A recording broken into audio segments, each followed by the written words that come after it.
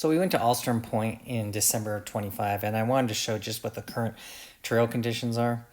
For the first 10 miles here, I just did a time lapse, so it goes pretty quickly, but it basically is just a class one, very flat dirt road that practically any SUV or Sprinter van can do. If you're in a 4Runner or Jeep that's even completely stock, you'll have no problems with the entire length of the trail to Alstrom Point. But this, as you can see, is nice, well maintained. Any vehicle, any SUV or Sprinter van could do this quite easily. So once we get closer to Alstrom Point, though, I'll slow down the video and actually so you can see like the rocky portions of the trail, which is about the last couple miles. Also, whenever a turn is required here, I'll slow down and I'll do a screenshot of both the turn itself and then show you what that looks like on the map.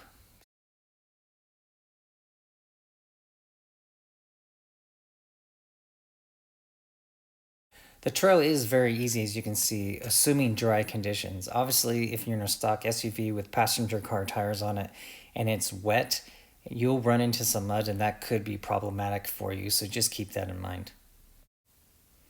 What's cool about this trail is if you're familiar with central Utah, a lot of these places looks like the Hanksville area and Moon Overlook, where a lot of it looks like you're literally driving on the moon.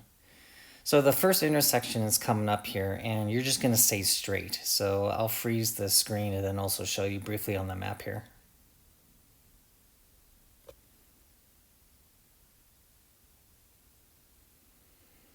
So like I said, just continue straight, and then there will be three spots where we'll have to stay to the right, and I'll show you those as we get closer.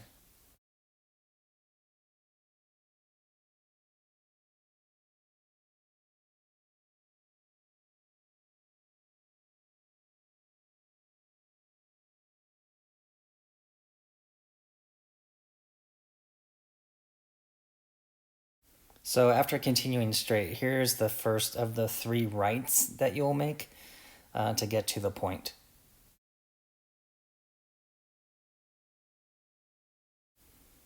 Okay, so now after that right you just took, the next right is actually comes up pretty quickly. Um, so watch for that, and I'll show it right here.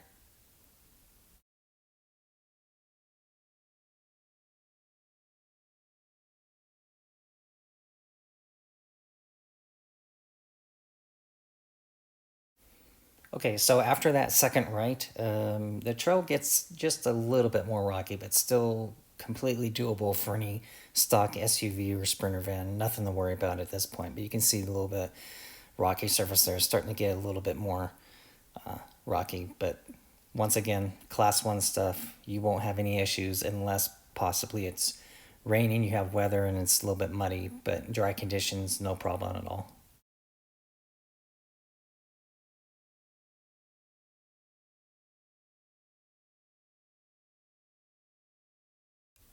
Okay, so now I switched to the dash cam, and I'm going to speed this up to 2 times normal speed, but that's still slow enough where you can see all the features of the trail and what the current conditions are.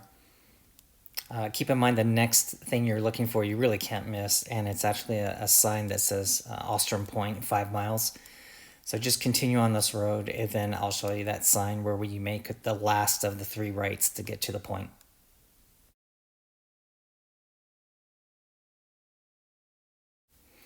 So as you can see, the trail is still in great condition. I think at some point I get the 25 miles an hour, even 30 miles an hour later. But once again, at this section, it's so cool looking. It looks like the Hanksville area, kind of like you're driving on the moon. It's really nice. You are looking for that Alstrom Point sign that says Alstrom Point, 5 miles, and that'll come up here in a couple minutes.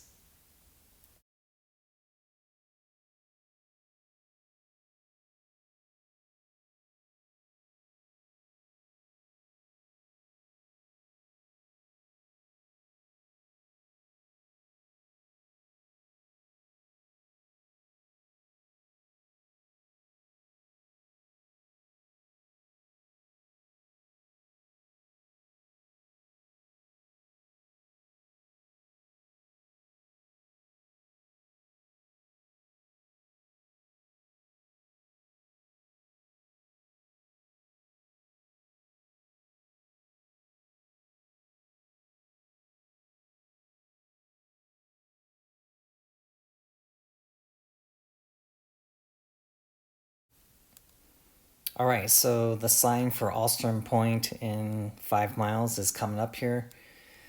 When we come around this turn, you can clearly see how visible it is. It's nearly impossible to miss, but this is the sign that you want to look for to make sure you're in the right spot.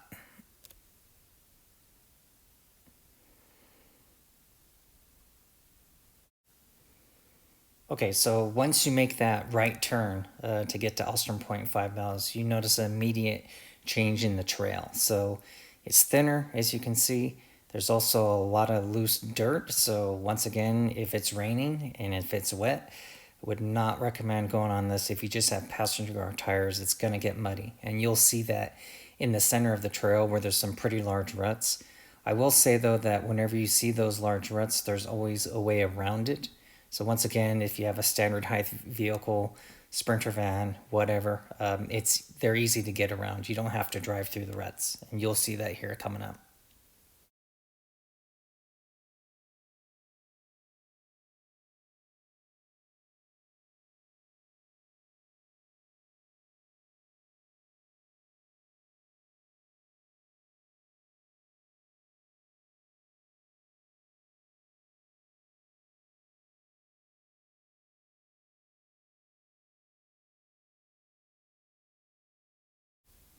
So coming up here, I just pull off really quick because I just wanted to read that sign, and all it was is just a riding area for like ATVs and stuff. So I just wanted to check that out.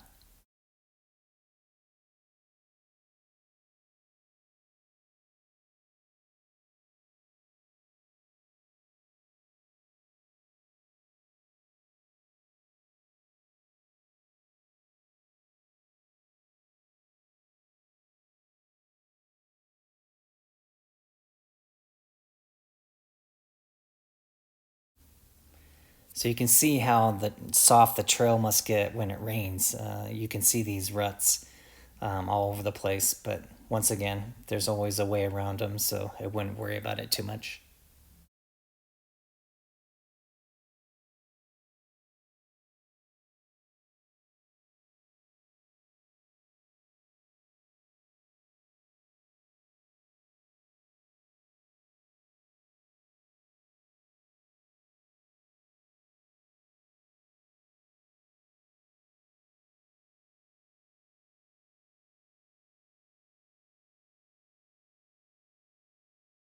Coming up is probably the deepest rut so far. You can see how soft that must get when the conditions are wet.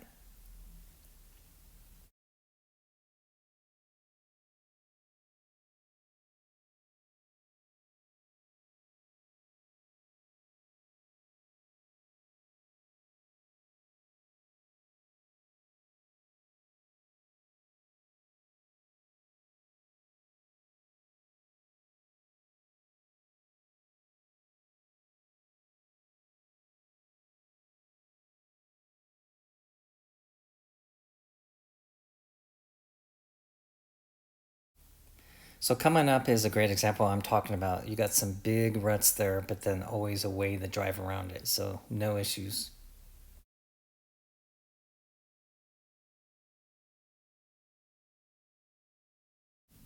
So as the sign stated, this portion of the trail is 5 miles to actually get to the point.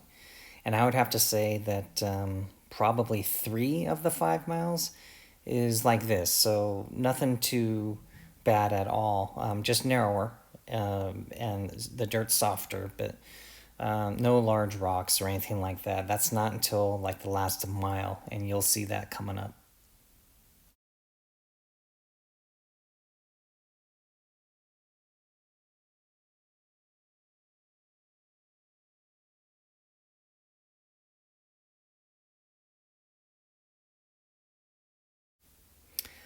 One of the things I wasn't sure about, since this was my first time on this trail, is how many like camping options were there at the point. And as we drive to the point, I'll make sure to point out the campsites, but there actually are several campsites you can pick that's around the point. Maybe not right at the point, but very close by. Another thing I wanted to mention is so we went out here while there was a new moon, and we wanted to stay for the sunset, but then drive back at night. And I will tell you that a good set of off-road lights will really help you, especially in a couple sections of the trail where it's not clearly defined. So definitely put some extra lights to good use here. On the way back, I actually used both my light bars and all my pod lights, and it really helped to not take a wrong turn somewhere on these smaller trails that'll branch off the main one.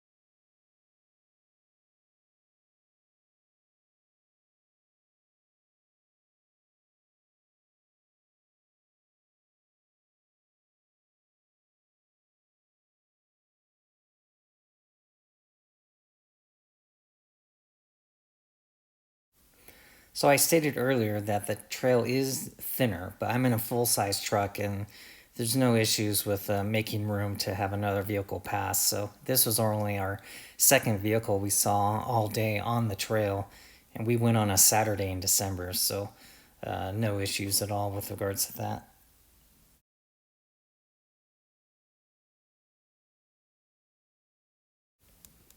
So the rocky section that everyone talks about is still a couple minutes away on the video here, but you can see that the trail itself at this point is still a class one, easily doable by almost any vehicle, SUV, sprinter van, what have you.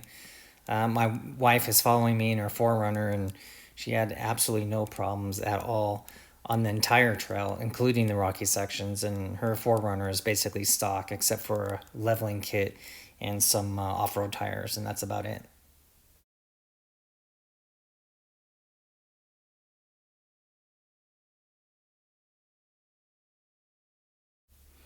So I was gonna trim the video some and get the video to be shorter, but then I thought that some people might be interested to see the trail from start to finish. So I elected to keep all of this in here, and then I'll just put in the description major milestones so you can fast forward to any particular parts you may want to see.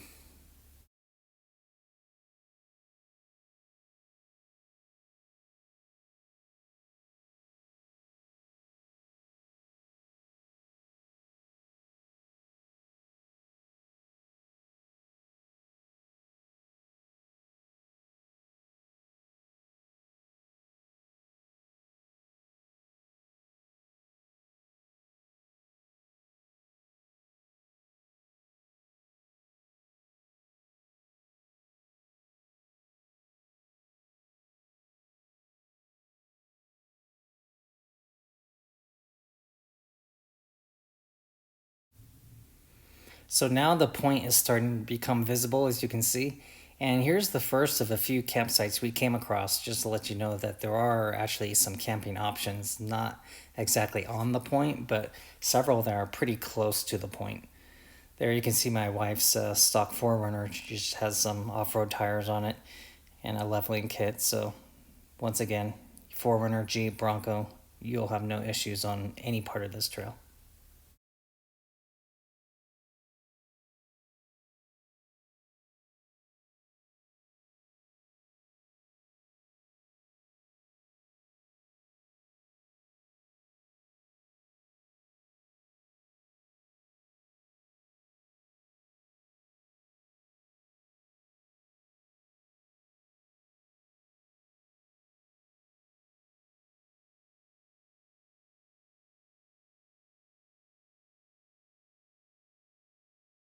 Okay, so now we're coming up on the first of the rocky sections, and it is a little challenging. I mean, the camera kind of flattens out the rocks a bit to where they don't look as big as they actually are, but If you're just careful and you just pick your line appropriately, if you're in a stock height vehicle, as long as you're four-wheel drive, you'll be fine. I think one of the hardest parts of the trail is actually coming up. There's this steep hill coming up that actually has some ruts in it from, I'm assuming, people getting stuck. And with the wife's 4Runner and my truck, we just had it in four-wheel drive and just crawled right up it. It looks a lot worse than it actually is.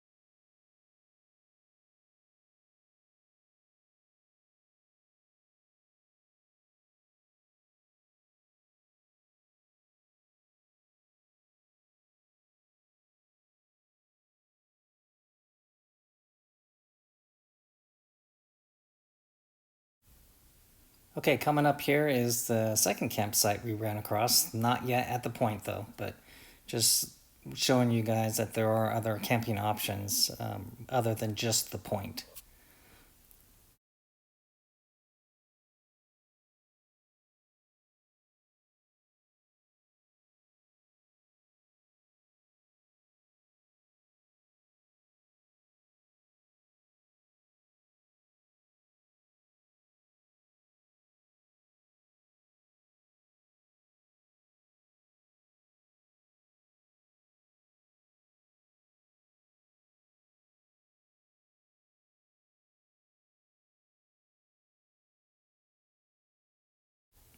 Coming up on the left here, you can see another campsite to the left of the screen right there.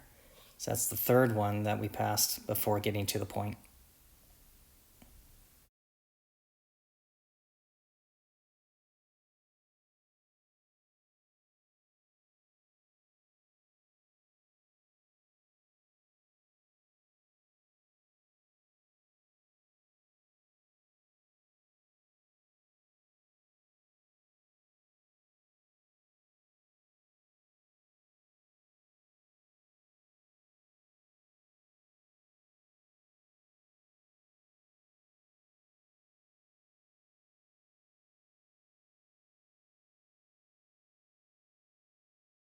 All right, and then coming up on the left here is another campsite you can see right there. So that's campsite number 4.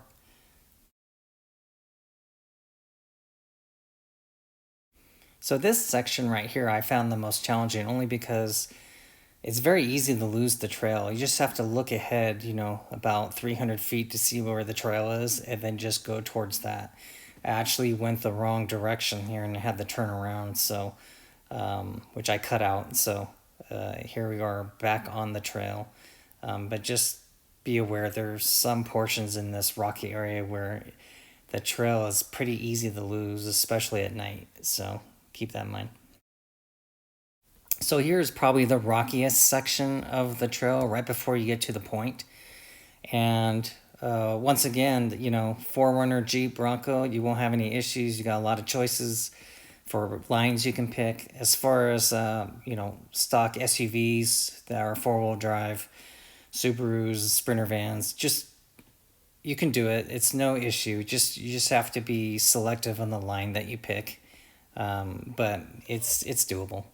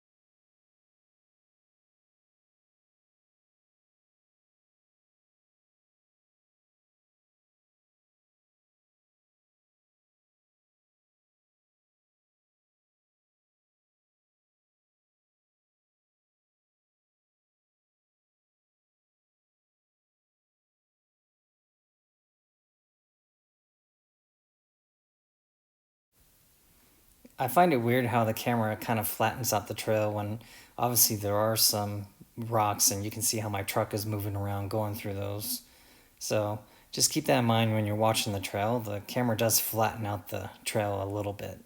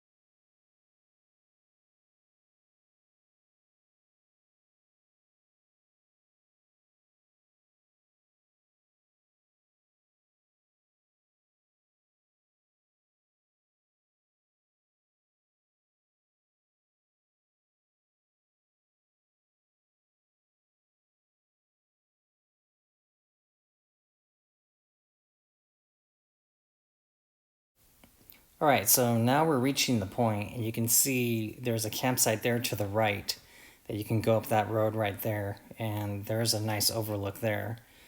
You can also dive into where we're going right here and go to the right, and there's two campsites in there. And then in the center of the screen, up there on top of the hill there, there's another couple campsites, and that is the actual point from what it looks like on the map. So here's the map of the trail from Big Water, Utah to Gunsight Bay or Alstrom Point. Comment below if you have any questions.